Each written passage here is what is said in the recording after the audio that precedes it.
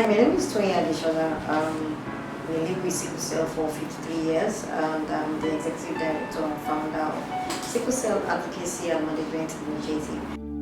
I am not a stranger to the dark. Hide away. Growing up, it was really like a normal childhood initially. Then I started having my crises, multiple crises. I always used to joke that I used to be in primary school. I used to be second or last in class, not because I wasn't intelligent, but because of the normal times. So I had to go to hospital and I missed school. At a particular age, things turned for the worse, and I had to leave school. And didn't get into school till I was in my university, which was a period where most people had already left. Most people my age had left university. I come from a family of four, myself, my older sister, and my parents. My father is late, and basically I love things that are creative, doing things with my hand, and it's because of the challenges I went through living with sickle cell.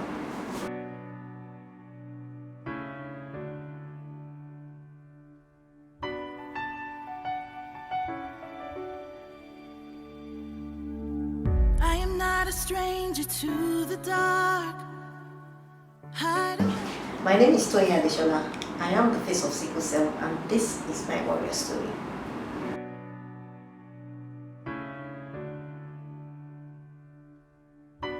It's been pretty challenging. Growing up, I had a lot of admissions, crises, and I used to say that the hospital was like my second home. In fact, going to school, I was either second to last or last, not because I wasn't intelligent, but because of the number of times I had to go to school. So basically, I had a challenge getting into the school system, and the period of my life when I was about in my teens, about to end, after I entered Form 1, I had a major issue and I was admitted, and they gave me blood that was contaminated, and that resulted in me having septicemia. And I was in the hospital for about 3 weeks. But unfortunately, when you're lying in hospital bed for a long time, you tend to want to turn so that you don't have bed sores, and the nurses were not doing that, so I decided to do it myself. Next thing I had a snap, and I was in excruciating pain. Even the nurse was like, "Oh, it wouldn't be nothing, just take Panadol." I had to wait in the evening till my father came, and they found out when taking me to the radiology department that I had dislocated my hip, and I had to be put in a POP, just like the trousers. I was in bed for about 6 months, and from there I had to use crutches. And then trying to get back to school was difficult, to the point that they just said, okay, just stay at home. So I had to make a conscious decision to try and get back to school. And in between then, I had leg ulcers that lasted between 9 months to 3 years, refusing to heal, which almost made me suicidal. So it was pretty difficult trying to manage my physical state as well as my mental state. But one day I just made a decision that this thing must change, my situation must change, and decided to go back to school.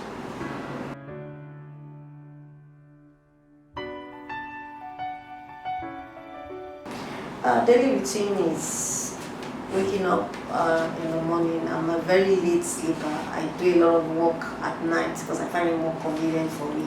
So I wake up about 8ish, get ready to get to work, come to work, take my breakfast at work, because by 8 I'm trying to meet a target to get to work on time. So I do my breakfast and then start the day's work. If we have a meeting, we have a meeting. If not, we just do a task. I meet people sometimes who come for counseling and stuff like that. And at the end of the day, I close about 5:30, head home, have my dinner, and I start working again. I sometimes take breaks. I love listening to music. I love watching Netflix. Because why I choose Netflix? Because I can choose what I want to watch. Generally, TV, there's some things I don't really enjoy in watching TV, so at least I can choose a category that I love, and I love comedy. I love reality auditions, musical shows, and stuff like that. So that's what I do, and sometimes I like going to watch stage plays if I have the opportunity. But basically, my routine on the weekday is just a routine.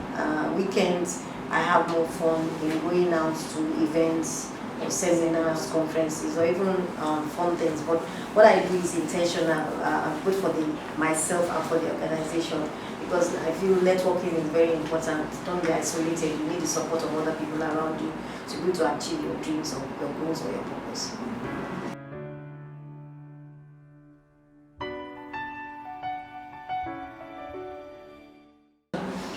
No, stigma has never been an issue for me. More like pity. Yeah, sorry. They always believe that, oh, she can't do much. She's frail. She's this, she's that, and I've always made sure I prove them wrong. My father used to call me Openness. For those who don't understand, it's like 3-in-1. A person that is 3-in-1, and that's because I always had that energy to do things. So I when they say, oh, sorry, I always laugh at, what are you sorry for? it's a challenge having to let people know that it's not, your life is not about being sympathetic, but empathetic. Sympathy is like, you, oh sorry, so you can do nothing with your life, but empathy is, oh sorry, but I know you can do something regardless of the limitations, and those are the type of people I deliberately surround myself with. So no, stigma, no.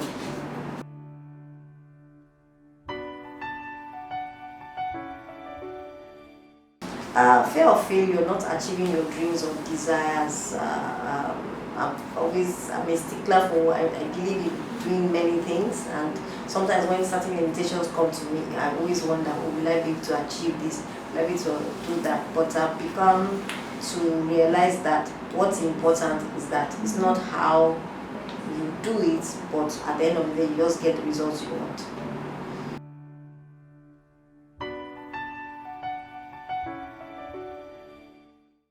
That they don't live beyond 21, that they die early. When I tell them my age, they're like, wow, really, I'm over 50. I've never met somebody with sickle cell over 50. So it's a major misconception, and they forget the narrative of 1960, 70, 80 is different from the narrative of 2019.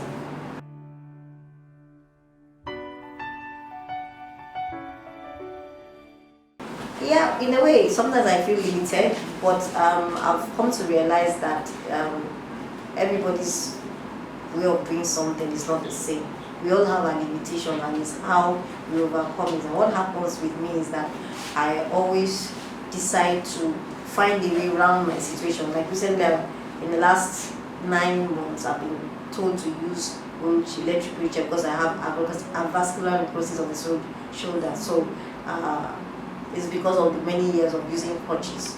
It became a weight bearer as against my legs because they had issues. So I've always learned that find a way to work around your limitations. You may not get from point A to point B like somebody else, but you still get to point A, point B in a way that you know that suits you. And thank God for internet and support system. It has made things easier for me.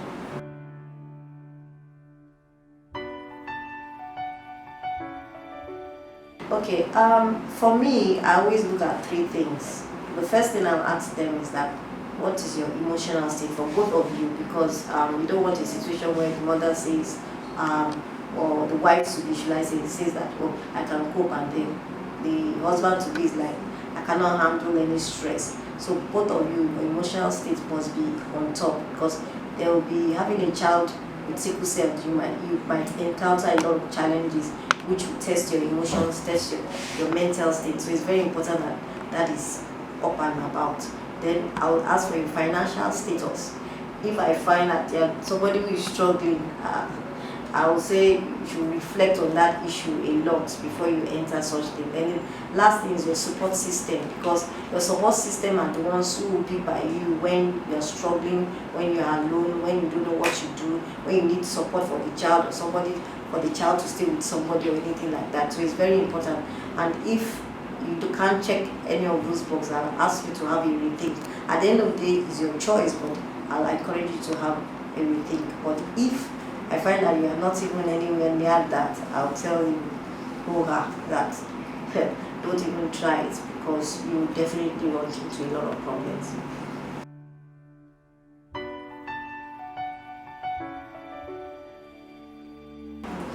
Well, I'll tell them that sickle cell is not a death sentence. Have a positive mindset. Don't allow your limitations to stop you from achieving your dreams. I see some people waiting for it, sitting down, holding on to their life, and stopping everything from happening around them because they're waiting for a cure.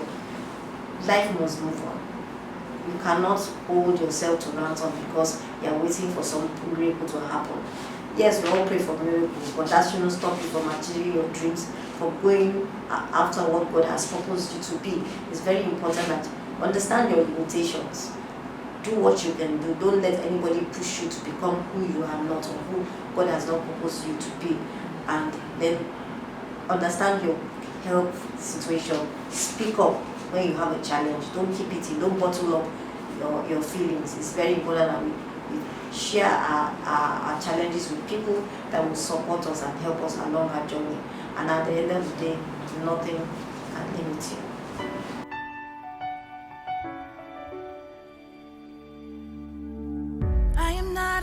Yeah, it's a very good idea. I remember somebody asking me once if I was going to like to do it, because I think we were doing a free trial somewhere. For me, over 50, I felt I'm comfortable with where I am. I don't think I needed to go through all the rigors of bone marrow transplant at my age.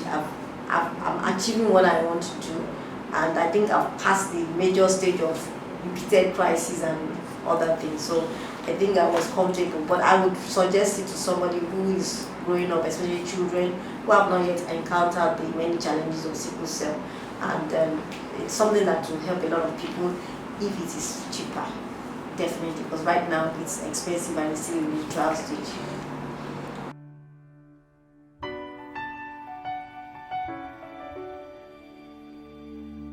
Yeah, eating healthy. Healthy eating was one thing I realized had an impact in my life. And the funny thing is that in later years I was deliberating about it, but in early years I now realized that I was forced to do it because of health reasons. I had gallstones growing up, so I couldn't eat anything with fats, no oil, no nothing. So I was basically like I was in a low diet, and I think that helped a lot. So growing up, when I now began to understand nutrition and different things, I understood the impact on your body, and that's what I've been using to manage myself. I stay away from anything that is too sugary. Even if I take it once in a while, because sugar causes inflammation in the body. So it's very important we manage our sugar, carbohydrates content, and eat our vegetables, drink plenty like we always are told to do. Then secondly, your mental state. Find something that you love doing. It helps when you're depressed, when you're down. What I used to do is that if I'm depressed or down, just go out. I'll either watch a play, go to a comedy show, and I find that helped a lot, because sometimes you need that time and that space to get yourself out of that sorrow and then talk to people. It's very important. One thing I found that was helpful for me growing up, which is not very conventional among people, is having a journal. When you are going through things, have a journal that you write, or a diary, to write all your stress, all the day's issues. You find that when you go back and read it, you reflect on what you said and realize that things are not as bad as it seems. So it's very important that we help manage our physical and our mental state.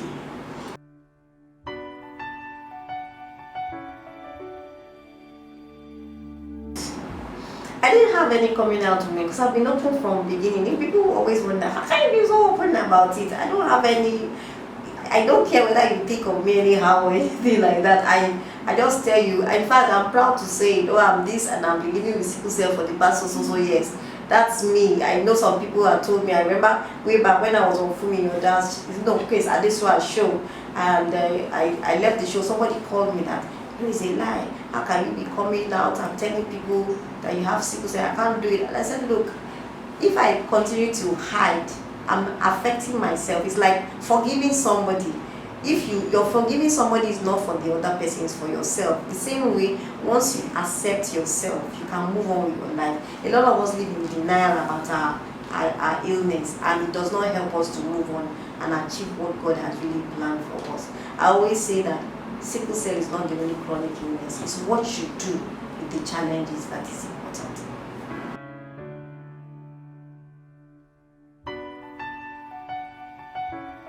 Yes, there's definitely a stigma. Thankfully, because my sphere of influence was more educated, I didn't have that issue. But in some areas, especially people that are not well known, I remember, and it's not just a matter of education, but a matter of intellectual education. I remember I met somebody who was a medical person, and she was telling me, oh, that she had a brother and they wanted to marry somebody with sickle cell, and she said no.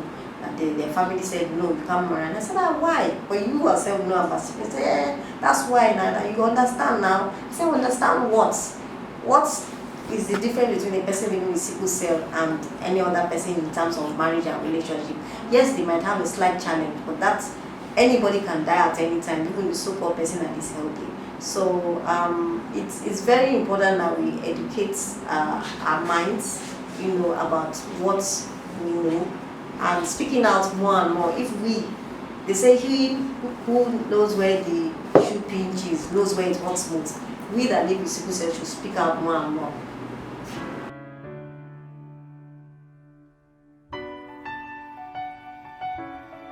Oh yes, definitely. It definitely has. I came to a place of depression. Like I earlier said, I was even had suicidal thoughts. I even tried it, but thankfully it didn't work out. So it does, let's face it, having a chronic illness that affects all your social, physical, whatever life can affect your mind.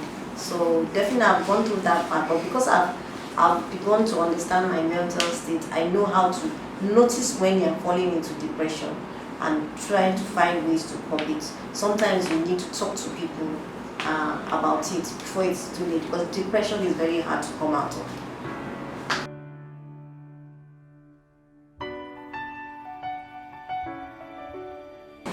Yes, as the number one thing that has been of help. When I was in University of Lagos State University. So when I was in Lagos State University, I understood my purpose. I understood what I'm here for, and that has made me a better person, understanding my limitations. And whenever I have issues, I always go back to Baba God, and this is the issues I'm having. And there's this peace that I get, and I know that okay, yes, this challenge I'm going through is just temporary for this moment, and that when I'm better, I'll be moving on to other things.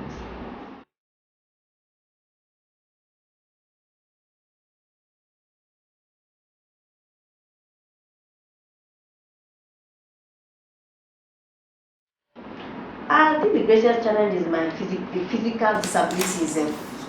Living with sickle cell is a disability, but the actual physical, where you have to use crutches, wheelchair, because we live in a society that was not disability friendly. So, and I'm very type of person who is very spontaneous. I like doing a lot of things. So I see that as very limiting. So when I want to go to some places, and now I have to think, does that place have a way ramp? Does it have elevator? Do I have to climb so many stairs? All those issues. So sometimes it's pretty limiting when you have to. So that's a great challenge for me. Apart from that, I never really had much issues with the pain itself. Yes, I used to have pain crises, but gradually I knew that okay, the pain crisis is just for a period. I think the greatest challenge I had was when I went through the period of 6 months in bed, because this is a situation where you cannot move. Imagine POP, plaster of Paris, wrapped on your body like a trousers, so you can't bend your feet, you can't bend your legs, you can't bend your knees, you can't bend your hip. The only part you can even bend is your neck. So I was in that situation for 6 months. I could hear my sister's friends coming, play joke. I could only have my TV and my book and my radio in front of me, because it was very difficult to carry me, because I was like, they would have to need a stretcher to move me around. So basically that was my turning point where I had major challenges. And then the other incident that happened was when I went to a coma, because they gave me the wrong drug. That's why I always tell people, know your body and know what you are allergic to. I didn't know I was allergic to a particular drug because I have what you call G6PD deficiency syndrome, which some drugs you cannot take, and took me into a coma. And that was a turning point in my life where I realized that knowledge is power. Because when I woke up, they asked me what my blood group was.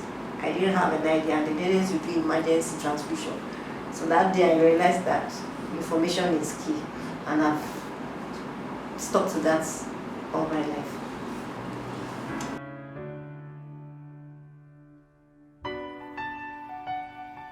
The fact that I can help other people, that's my greatest joy. When you do something for somebody else and the person comes back to say, thank you for what you did for me at so point, it has made me what I am today.